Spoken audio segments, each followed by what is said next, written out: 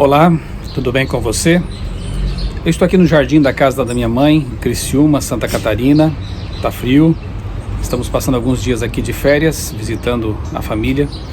E neste local aqui tão agradável, minha mãe gosta muito de plantar rosas, outros tipos de flores aqui, 11 horas. Ela é muito caprichosa nisso aqui, tem esse jardim aqui na frente de casa. E lá atrás também tem um quintal, onde ela planta as verduras dela, as plantinhas ali, e fica feliz quando vê passarinhos ali visitando também o pomar. Bom, aqui é um local muito bom para falar sobre o assunto dessa semana, das lições da escola sabatina. Eu vou fazer uma junção, aí, uma comparação entre as lições de adultos e de jovens. A de adultos desse trimestre está tratando sobre a questão do descanso em Cristo, como ter paz em meio a um mundo atribulado, um mundo de tantas lutas, dificuldades. Todos nós precisamos realmente atender ao convite de Jesus, que diz: venham a mim todos vocês que estão cansados e sobrecarregados, e eu lhes darei descanso. E a lição dos jovens desse trimestre, ela traz um tema diferente. Agora é assim, durante um trimestre ou dois, o tema da lição dos jovens é o mesmo da dos adultos, mas em outros trimestres ela vem com um tema específico, mais voltado para os jovens mesmo. Então o desse trimestre é sexualidade. E temos recebido, a Ágata, que é a editora da lição, e eu sou o editor associado, temos recebido, graças a Deus, muitos retornos, muitas observações positivas de pessoas que estão estudando e gostando muito da lição da Escola Sabatina dos Jovens, que agora chama Contexto Bíblico. Foi feita uma repaginada nela, várias novidades assim que realmente têm agradado as pessoas, e nós ficamos felizes por ver essa reação. Curiosamente, a lição dos adultos dessa semana traz o tema, fala sobre o custo do descanso, e mostra como muitas vezes o fardo do pecado é um impeditivo, um impedimento para que possamos sentir a paz de Deus no coração, e usa a experiência triste, trágica, negativa de Davi, quando se apossou praticamente da esposa de Urias, e ali manteve relações sexuais com ela de uma forma totalmente inapropriada, cometeu adultério e depois também assassinato, ao mandar que o esposo dela, assim tentando resolver um problema, criando outro ainda maior, ele manda Urias para a frente de batalha, e então ali o valente e fiel Urias acaba morrendo. Enfim, a lição mostra o pecado hediondo cometido por Davi contra Deus e contra Batseba. Por outro lado, a lição de jovens fala sobre sexo incrível, ou seja, qual é o plano de Deus para a sexualidade humana. Então eu vi assim realmente um alinhamento, claro que isso não é planejado, mas por Deus certamente que sim, um alinhamento interessante ao mostrar o que é o sexo segundo o plano de Deus, uma bênção para a humanidade, uma bênção para casais casados de acordo com os princípios bíblicos, o casamento original ali, estabelecido por Deus em Gênesis e reforçado por Jesus nos Evangelhos, um homem e uma mulher casados, unidos pelos sagrados laços do matrimônio, assim aptos e autorizados por Deus para desfrutar de sua sexualidade nesse contexto matrimonial heteromonogâmico. E por outro lado, quando o sexo se torna uma maldição, um laço, algo que traz miséria aos seres humanos quando envolvido com o pecado.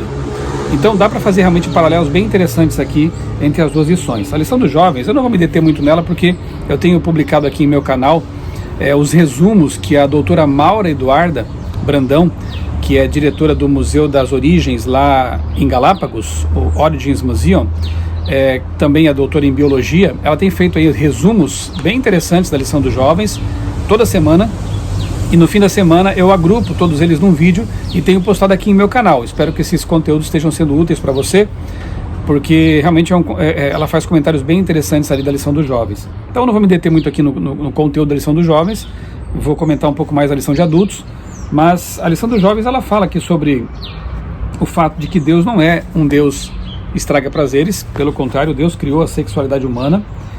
Com base em sua avaliação independente, Eva concluiu que algo prazeroso poderia ser encontrado naquilo que Deus havia proibido. Então, a lição começa avaliando o problema do pecado mesmo, que quando o ser humano acha que encontra algo melhor no pecado, naquilo que Deus não permitiu, não orientou, ele acha que vai ser feliz, mas na verdade, como diz a lição, até hoje o diabo pregou a mentira de que Deus é contra os prazeres, principalmente na área da sexualidade. Não é assim.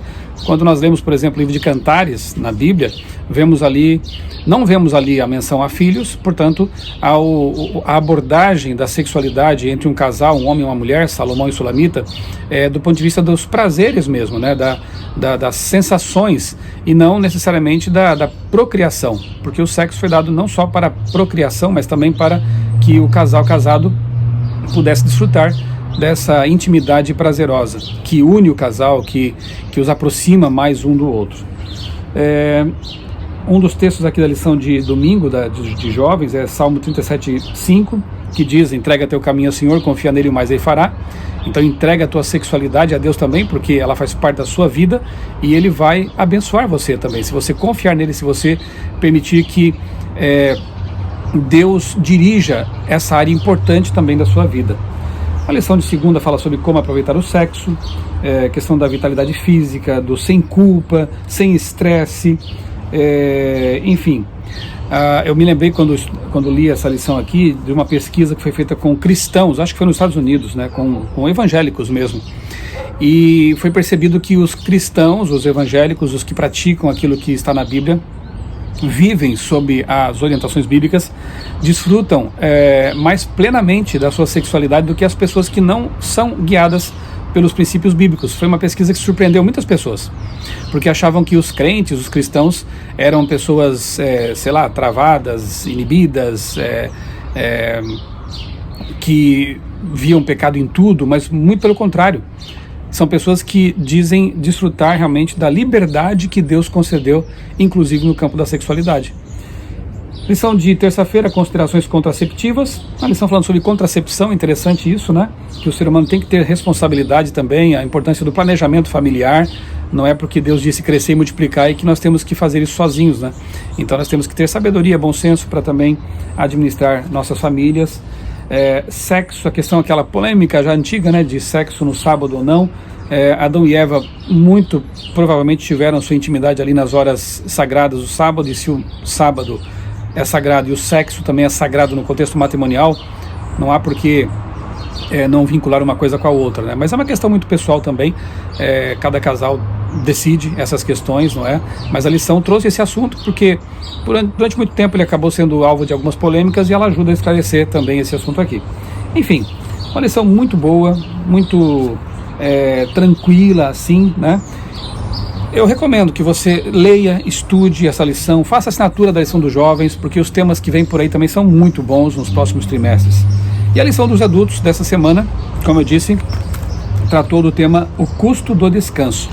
E aí sem querer, né, faz um contraste com aquilo que estudamos na lição dos jovens. Se na lição dos jovens vimos a bênção que é a sexualidade humana vivida de acordo com o contexto bíblico, de acordo com aquilo que o Criador do sexo orientou, por outro lado, quando essa sexualidade, quando esses desejos são vividos num contexto de pecado, aquilo se torna uma maldição. E essa experiência, né, vivida por Davi e Batseba, protagonizada pelo rei, e eu li um livro anos atrás, eu achei muito bom assim, a abordagem que o pastor, o autor do livro fez, eu esqueci o título agora, mas ele mostra assim os passos para o pecado cometido por Davi. Por exemplo, ele já estava ali na sua meia-idade, já havia conquistado muito território, né? Já era um rei próspero, tinha o seu grande palácio, e geralmente as pessoas quando chegam assim a uma certa altura da vida, em que já conquistaram muito do que já poderiam ter conquistado, alguns olham para trás e se sentem um pouco frustrados, acham que faltou alguma coisa, não se sentem... É a crise da meia-idade, como alguns dizem, né? Isso também revela a falta de Deus na vida, porque quando Deus está conosco, a gente percebe que, enfim, aquilo que ficou para trás e eu não consegui resolver, deixa para trás, olhe para frente. E lá na frente nós temos a promessa da volta de Jesus, da eternidade. Esse vazio no coração, esse desajuste emocional, ele vai nos acompanhar por toda a vida. Mesmo que nós tenhamos tudo que este mundo possa oferecer, dinheiro, fama, prazer, mesmo assim, eu sei que parece até um chavão isso que eu vou falar, mas mesmo assim, esse vazio, ele permanece. Porque o ser humano, como diz Salomão mesmo, foi criado com um anseio pela eternidade. Então nós temos que, como dizem alguns, né, administrar esse vazio que nos acompanha por toda a vida.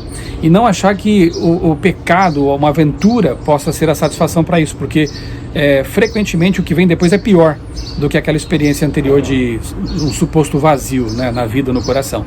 Davi estava ali, ocioso, seus homens haviam ido para a guerra, e diz a Bíblia que naquele momento do ano ali, era quando os reis iam às guerras, às batalhas. Davi não estava envolvido numa batalha, ele estava em ociosidade, e o ócio é um perigo, é um convite ao pecado. Como diz uma frase antiga, né? Mente vazia, oficina de Satanás. Então ele estava ali em ociosidade, passeando pelo terraço do seu palácio, quando viu então a moça lá tomando banho, e a tentação foi alimentada em seu coração. O que ele devia ter feito naquele momento? Virar o rosto, dar as costas, né, para a tentação e sair daquele local. Mas ele não fez isso. Como José, né, a história de José é tão bonita, aquele jovem que deu as costas para o pecado. E Davi então, ele contempla, ele se demora naquilo ali, naquela cena, e ele então obriga, né, porque era rei, então o que Batseba poderia ter feito? Foi uma situação muito complicada, e ele então obriga a trazerem-na para o palácio, e lá ele comete então adultério. Um abuso, né? Um abuso sexual. E depois vem uma série, né, de problemas e pecados e consequências do pecado. A lição também trata disso, né? Porque Deus, ele dá o perdão, sim, ele concede o perdão. Deus, ele apaga a culpa, mas há muitos pecados que trazem consequências, e muitas delas acabam até acompanhando a pessoa pelo resto da vida. O reino de Davi foi abalado, né? As pessoas que viam no rei um grande exemplo de virtude, de coragem, de várias qualidades, acabaram talvez até justificando seus próprios pecados, por dizer assim, mas se o rei faz, né? Se até o rei faz, então veja a importância de um líder espiritual manter a sua vida alinhada com Deus e ser fiel, porque além de o pecado pessoal ser uma coisa muito ruim, muito triste, quando você tem influência, ela é pior ainda, porque ela vai afetar vidas, ela vai influenciar para o mal outras pessoas que vão usar até como desculpa esse pecado para se justificar no pecado.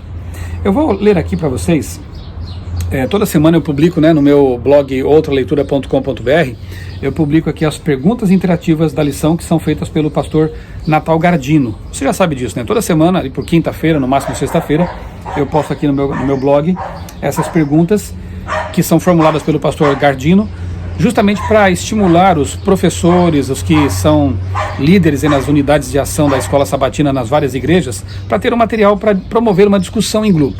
Porque a ideia realmente é que durante a semana todo mundo estude em casa, né, suas lições, cada dia ali estudando a parte correspondente àquele dia, porque a lição é uma ferramenta que nos faz ter contato diário com a Palavra de Deus.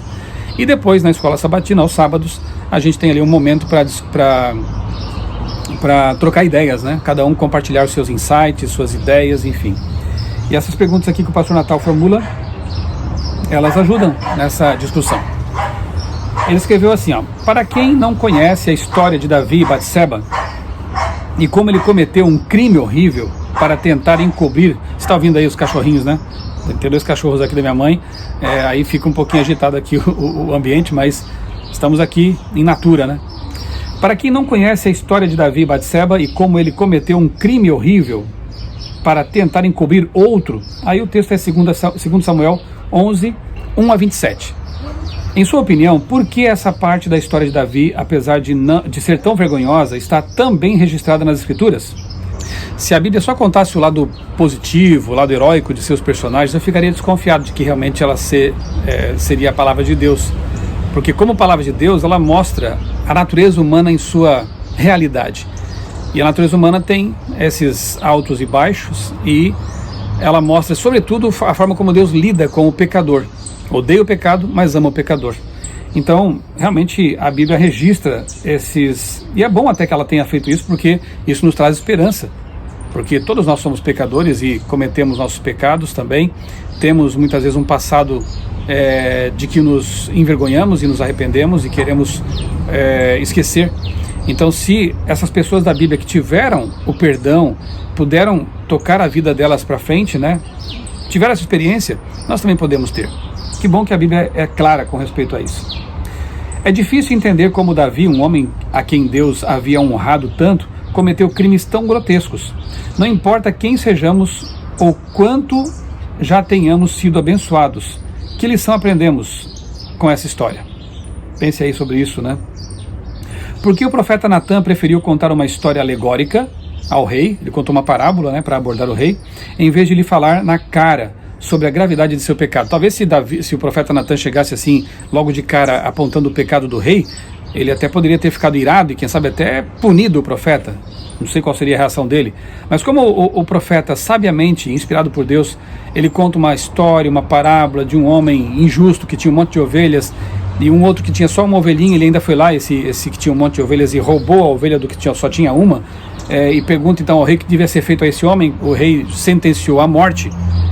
Mas aí, quando o profeta revela que o rei era essa pessoa, o rei foi pego em suas próprias palavras, na verdade. Davi não precisou ser morto, mas ele amargou realmente Diz Ellen White que ele ficou praticamente um ano em depressão, em tristeza, como diz a lição de adultos, né, nessa falta de descanso, nessa falta de paz espiritual. Quando o pecado é cometido, a única forma de se recuperar a paz emocional, espiritual, é o perdão.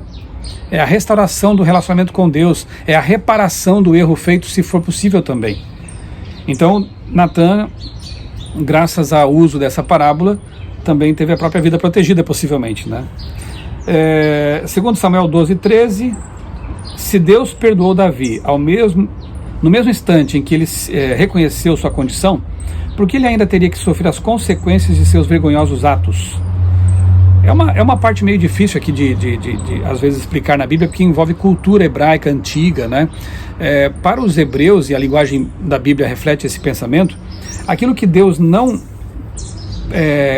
permitia, ou que ele não impedia, era atribuída diretamente a Deus. Aquilo era atribuído diretamente a Deus. Então, por exemplo, quando Deus retirava a proteção lá do povo de Israel e nações inimigas invadiam e tomavam pessoas cativas, né?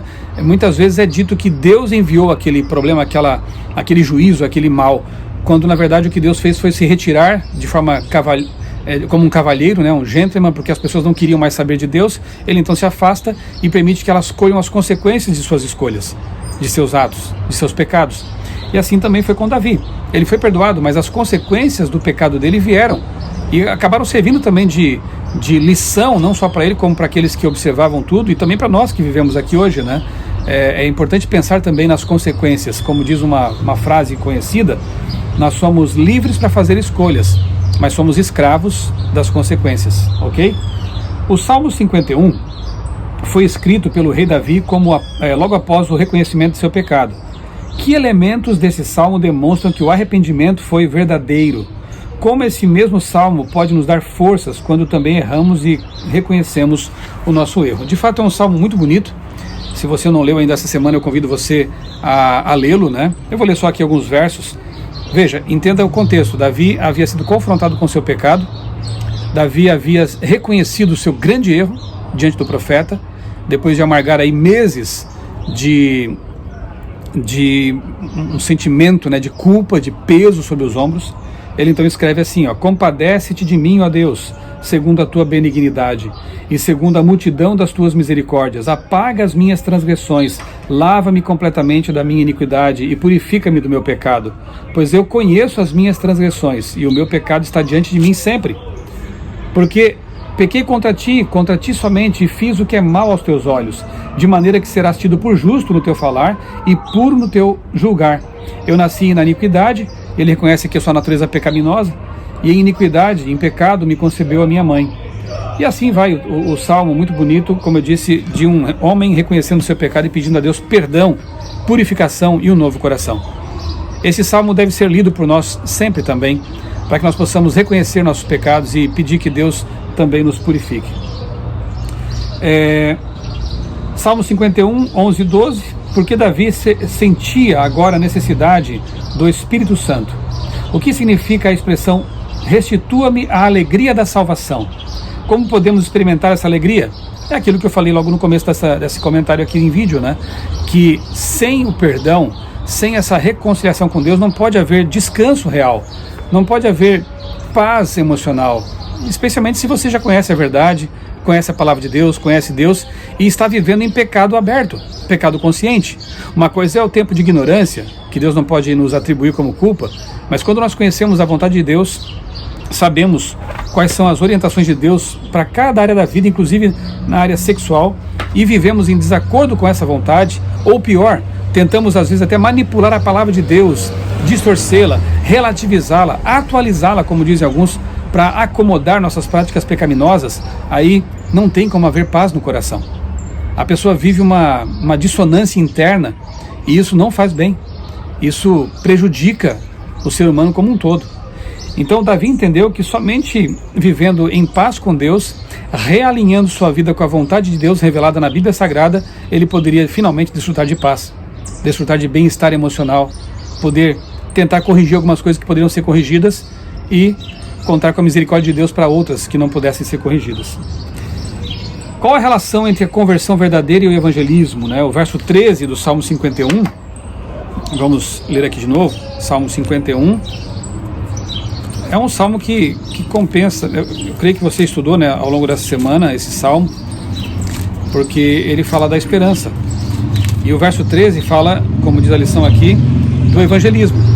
Então ensinarei aos transgressores os teus caminhos, e os pecadores se converterão a ti.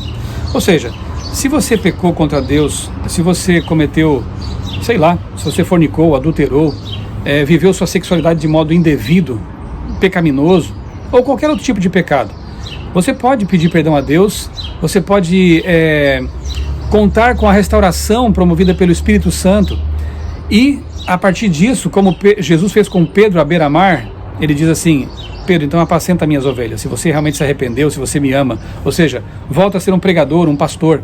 Então se você realmente recebeu o perdão de Deus, você teve sua vida restaurada, continue sua missão. E é interessante porque, como todos nós somos pecadores, somos falhos, somos finitos, nós podemos ter empatia para com os que pecam também. Assim como Deus nos perdoou, aliás, o Pai Nosso diz isso, a oração do Senhor, perdoa-nos como nós temos perdoado. Então, somente aquele que realmente foi perdoado, aquele que sente a sua indignidade, aquele que não se vê como um ser perfeito, mas sim como um ser imperfeito, feito de pó, ele consegue realmente ter empatia por outros seres humanos feitos de pó e como ele também imperfeitos. Então eu acho muito bonito esse verso 13 aqui do Salmo 51, porque Davi entendeu que ele poderia e deveria agora, como alguém que foi perdoado por Jesus, levar avante esse conhecimento do perdão de Deus, da salvação em Cristo, enfim, toda a verdade que nós conhecemos na palavra de Deus. Santificação, perdão, restauração nos levam a compartilhar aquilo que recebemos, mostrar às pessoas o Deus maravilhoso que nós temos. Enfim, é uma lição muito boa, muito importante. Está aqui então no meu blog o resumo dela, do Pastor Natal. Os vídeos da professora doutora Maura também estão aí no meu canal para você assistir, com o resumo da lição dos jovens. Deus nos ajude realmente a viver uma vida de santidade, de consagração. Assim como eu estou aqui nesse jardim da minha mãe, eu posso, quem sabe, me transportar no tempo, pensar no tempo em que Deus criou para a humanidade um jardim maravilhoso, o Jardim do Éden, com tantas delícias, com tantas coisas maravilhosas que podiam ser desfrutadas num contexto de santidade, porque não havia pecado. Apesar do pecado que rompeu essa nossa ligação com o jardim de Deus, possamos nós, porque veja que interessante, Cantares narra ali o encontro íntimo de Sulamita com Salomão num jardim também. É um poema muito bonito que mostra os planos de Deus para a nossa felicidade. E a sexualidade também está envolvida nesse pacote, obviamente, mas deve ser desfrutada num jardim, não num contexto de pecado, não num contexto de desvio da vontade de Deus. Lá no Jardim do Éden nós encontramos os princípios básicos de todas as verdades que nós podemos usar, pelas quais devemos nos pautar, Eu estou fazendo inclusive uma série lá no NASP Campus São Paulo. Domingo agora teremos um segundo tema, ou o terceiro tema, que é justamente a origem do sexo, o sexo em Gênesis. E eu convido você a assistir, todos os domingos às 20 horas, 19h30, ali no canal UNASP, Igreja UNASP SP, Igreja UNASP SP, essa série aí. Os anteriores estão gravados lá no canal da Igreja UNASP SP, no meu canal também, eu tenho postado esses vídeos. E no domingo agora teremos então o tema, o sexo na Bíblia, ok? Que Deus abençoe grandemente você, sua vida, sua família. E eu quero nesse momento fazer uma oração também por todos nós. Amado Deus, bondoso Pai, muito obrigado porque em Tua Palavra encontramos orientação, encontramos as Tuas verdades para que possam orientar nossa vida. Ajuda-nos, Pai, a alinharmos nossa vida com a Tua vontade e cumprirmos essa Tua vontade orientados, guiados pelo Teu poder, pelo poder do Teu Santo Espírito. Abençoa, Senhor, as famílias, os casais, a sexualidade de cada um, que nós possamos viver realmente à luz da Tua verdade e também essa área da nossa vida. São bênçãos que nós te pedimos e agradecemos em nome do Senhor Jesus. Amém.